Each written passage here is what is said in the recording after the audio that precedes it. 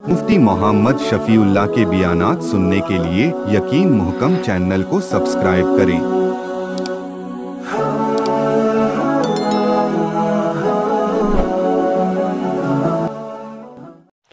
नहमदुहु व नुसल्ली अला रसूलिहिल करीम। अम्मा बादु फ़अऊज़ु बिल्लाहि मिनश शैतानिर रजीम। बिस्मिल्लाहिर रहमानिर रहीम। व इज़ अख़ज़ना मीसाक़ बनी इसराईल ला तअबुदूना इल्लल्लाह व बिल वालिदैनि इहसाना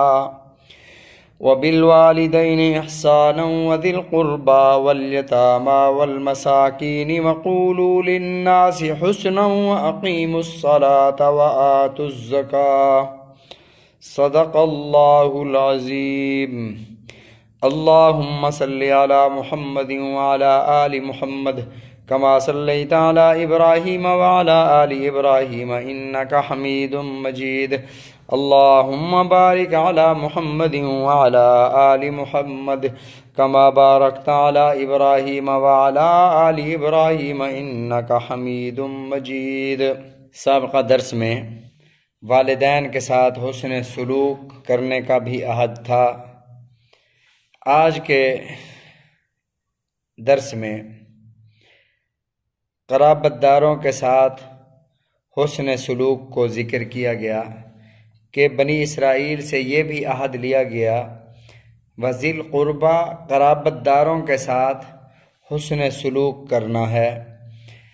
रिश्तेदार क़राबतदार की 3 अक़साम हैं। सबसे पहले जो करीबी रिश्तेदार है उसे ज़विल अरहाम कहते हैं, यानी वो महरम रिश्ते जिनका निकाह कभी भी आपस में नहीं होता, जैसे बाप बेटी, माँ बेटा, फूफी भतीजा, खाला और भांजा या भांजी और मामू, इन्हें महरम रिश्ते कहा जाता है।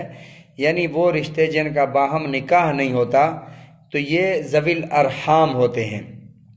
और वो करीबी रिश्तेदार जो आपस में मीरास के एक दूसरे के वारिस होते हैं, उन्हें ज़विल फ़ुरूज़ कहा जाता है।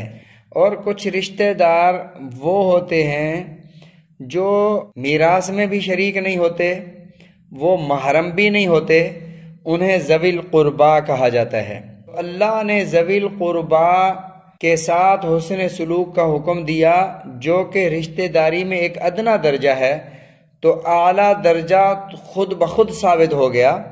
मसलन अल्लाह रब्बुल इज़्ज़त ने कुरान मजीद में ये इरशाद फरमाया कि वालिदैन के साथ हुस्न सलूक करो। वक़ज़ा रब्बुका अल्ला ताबुदू इल्ला इय्याहु व बिल वालिदैनि इहसाना।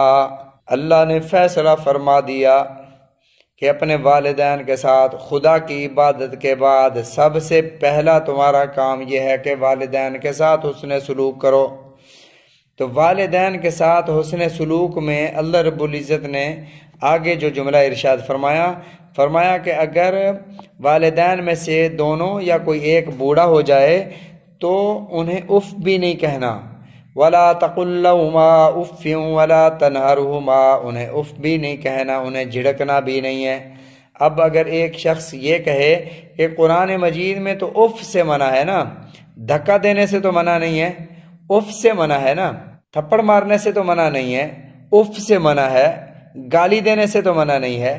भाई जब अदना से, एक अदना काम से, एक छोटे काम से मना कर दिया गया है कि आप अपने चेहरे पर नागवारी के असरात भी नहीं ला सकते, अपने माथे पर सलवटें नहीं कर सकते जिससे तुम्हारे वालिदैन को तकलीफ हो, उफ़ भी नहीं कह सकते, थप्पड़ मारना, धक्का देना तो बदरजा औला मना हो गया। इसी तरह अल्लाह रब्बुल इज़्ज़त ने ज़विल क़ुर्बा से हुस्न सलूक का हुक्म इरशाद फरमाया, तो ज़विल अरहाम और ज़विल फ़ुरूज़ से बदरजा औला उनके साथ सिला रहमी साबित हो गई।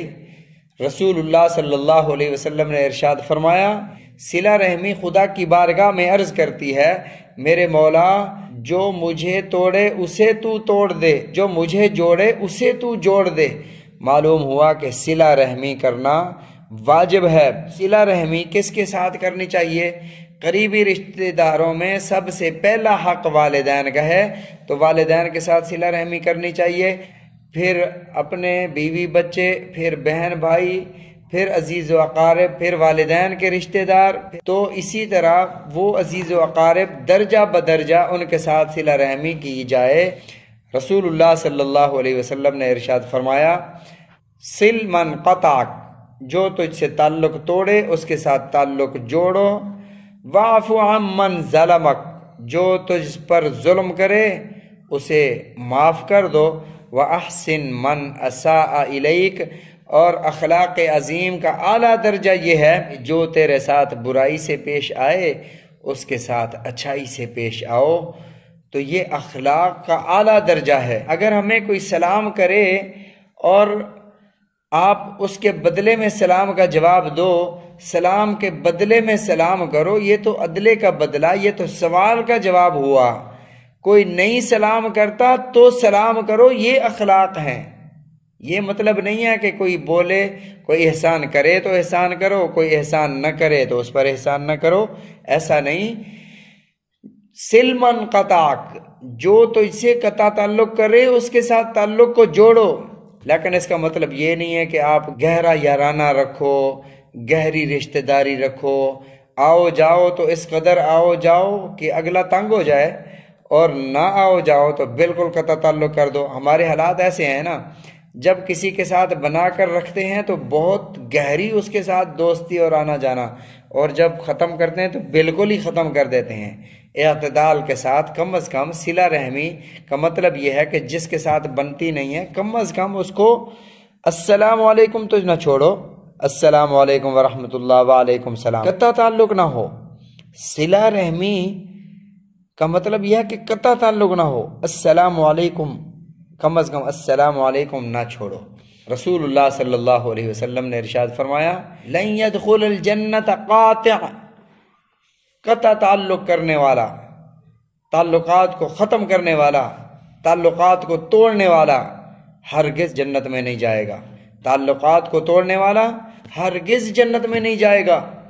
پھر رسول اللہ صلی اللہ علیہ وسلم نے ارشاد فرمایا، جو بندہ یہ چاہتا ہو کہ میری عمر لمبی ہو، اور جو یہ چاہتا ہو کہ میرے پاس مال اور دولت زیادہ ہو، اسے چاہیے کہ وہ کسی کے ساتھ قطع تعلق نہ کرے، اسے چاہیے کہ وہ صلہ رحمی کرے۔